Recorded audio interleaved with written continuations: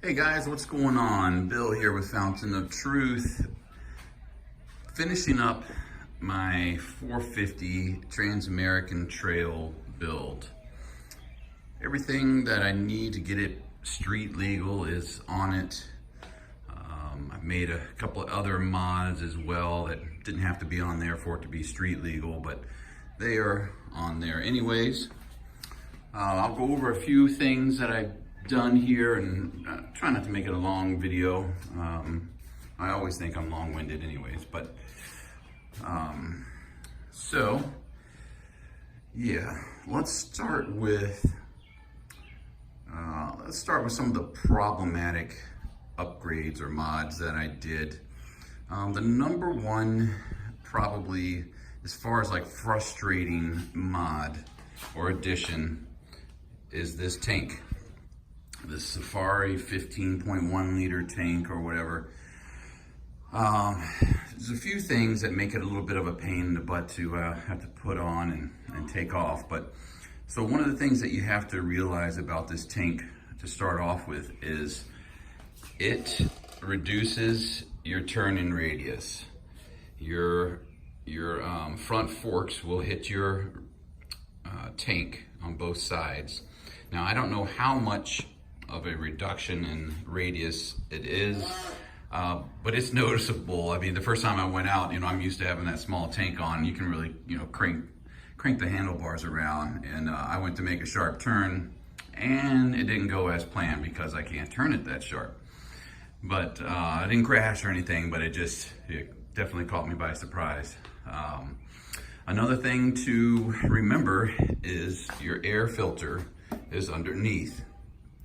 So every time you want to change or clean your air filter, you got to take this tank off, which means you got to take the seat off, and you're going to have to take off the graphics or the whatever the hell those are, the fairings or whatever, plastics.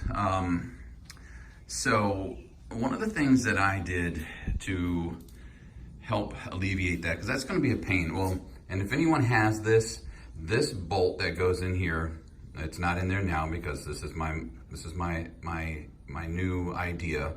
But that bolt that they send with this tank is a serious pain in the ass to get in and out. I don't know if they've got the wrong thread or something, but I broke two bolts off inside the frame nut. Okay, it's a welded on frame nut. And let me tell you about a pain in the ass, okay? So I did that one going in. Well, then, wasn't too long after that, like maybe the next day, this bolt over here I was taking out, and it freaking reamed off. So I said enough of that happy horse shit. I'm not going through that again. And also I don't want to have to deal with taking this guy off every time. So I got these locking pins, okay? I'm not gonna take it out because there's a couple of spacers behind here, but you know how these work. You just push the button, push in, or to pull out, and then when you wanna push it in, once the ball locks from the inside, that pops out like it just did, and you're good to go, okay? She's not going anywhere unless I want her to. And I'm gonna push that. It's got a little hole right here. I'm gonna eventually just get a little tether for it, probably run it right down to here, just, in case it pops out, which I don't know if it will or will not. My knees do rest on it while I'm riding. If I was on the track, that would be a problem because I'm constantly hugging, squeezing my tank or my bike with my legs. When I'm going to be doing trail riding or dual sport riding or whatever, I'm not hugging the tanks. My legs are off some, so it's not that big of a deal. Now, granted, if they had made a more low profile one, okay, that right there is about 3/4 of an inch. I can push it in just a little bit. If they had made a lower profile one, I would have gotten it. But at least this company, Handlebar, H-A-L-D-E-R-A, I got this from Germany, so, and it wasn't inexpensive, at least in my book anyways. These were, I don't know, with shipping and everything, it was between $30 and $40 per per one. But anyways, I'm hoping that, you know, well, I'm not hoping, that makes the process of pulling this tank up much easier than before. So anyways, so there's that. The other thing that was, okay, if we're talking about pain in the ass to install, it would be this Dunlop D606 tire that I have on here. This Dunlop 606, D606, man, I don't know. The front is a Pirelli MT21. That one wasn't a big deal to put on. This guy, even letting it sit out in the sun for a good while, it was a pain in the ass. You know, and we've had some 100-degree days here recently, you know, which means it's probably about 110, 115 with the humidity. And it just happened to be a hot day when I was putting that on too, and that was that worked up a good sweat.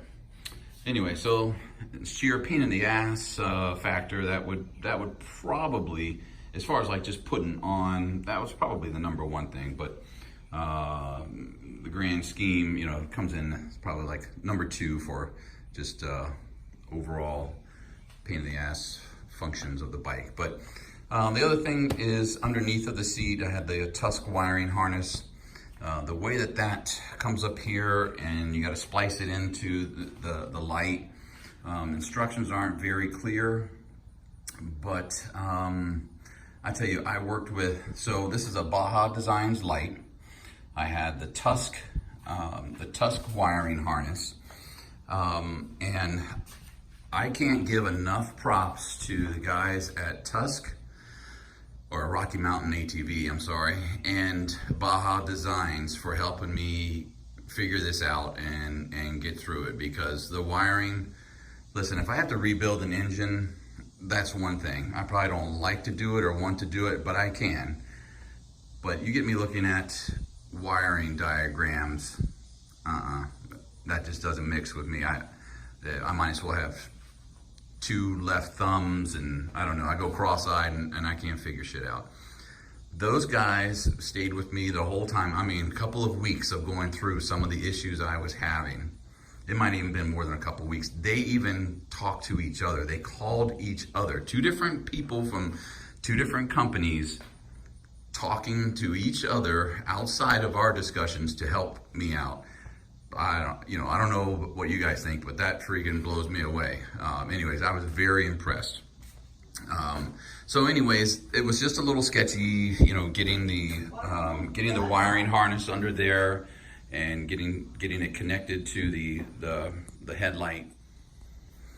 And just the way that to get that working with the headlight, it was finicky. I had to do some splicing, and that's not my strong point. And so anyways, those guys were great. Those were really the only other, it involved wiring again, was this tail light by 12 O'Clock Labs, which I love. It's got an integrated turn signals for left and right.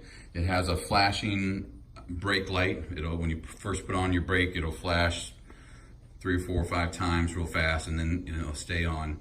I had a little issue with figuring out the wiring of that. Those guys, they were great again. I mean, all these companies that I work with were so willing to help me out. He was even willing to help me out with the Baja Design stuff, and the Tusk wiring harness if I needed it. So it was great. But yeah, so we got that done, and everything else was pretty simple. So I've got the seat concepts. This is a comfort seat by Seat Concepts. I have a Baja Works tinted. So I've got a Seat Concepts comfort seat that works great so far. I really haven't ridden it much. I've got a Baja Works tinted fairing or windshield. I've already went over the Baja Designs XL Pro headlight. I'll fire this up here in just a few minutes.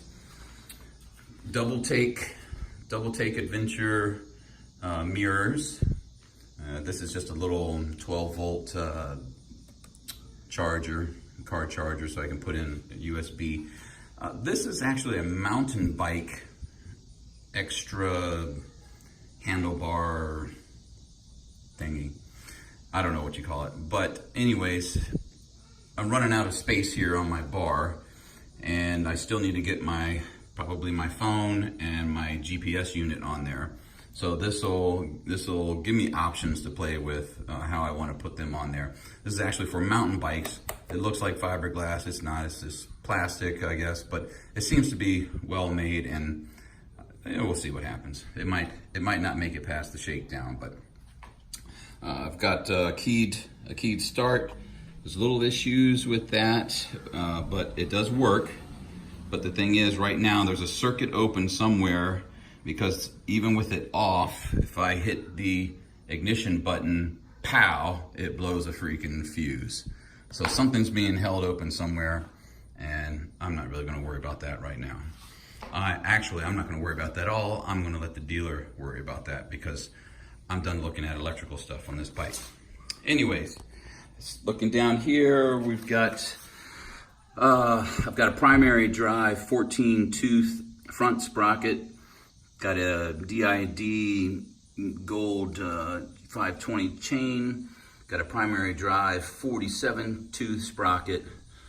I've got a hammerhead shift, that's extended shift. It's about 20 millimeters longer than normal. Got a Pirelli MT21 front tire, Dunlop D606 rear tire, and what else? I put on a different Tusk anodized aluminum brake pedal. I'm probably going to add on a little rear master cylinder guard. I just try to add as much protection as I can, but I think that, and I've got the Enduro Engineering bash plate, which I love. Works great, looks great, adds a lot of protection. I will end up adding radiator guards. That will probably be one of the next things that I add on here.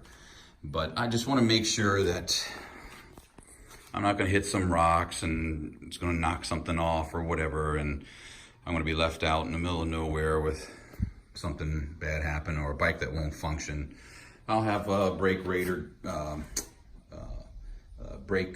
rotor guards for the front and the back. Okay, I got that backwards. Front and the back, and just a few things here and there. But overall, it's good to go.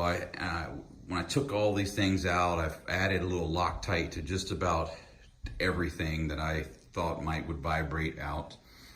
Because at one point I did have this one right here vibrate out, of all things. I have no idea. I went on one ride, and either I just forgot to tighten it down, or it had the shit vibrated out of it in one 15-minute ride. I don't know, but I came back and that was gone. So I had to order a new one of those. But anyways, there you go. It's been a long time. I don't know if it's been a long time. It's been a while in the makings here. And I haven't even, I've had it out a couple of times. I'll probably take it out again this evening for just a little bit, go for a little ride. But I'm gonna get it registered. I'll try to get it registered tomorrow, and then hopefully I can go in and get it inspected and get a plate for this bad boy and be ready to go. All right, guys, there it is. Any questions or comments, leave it in the areas below, and thanks for watching Fountain of Truth. This is Bill. We'll be talking to you soon.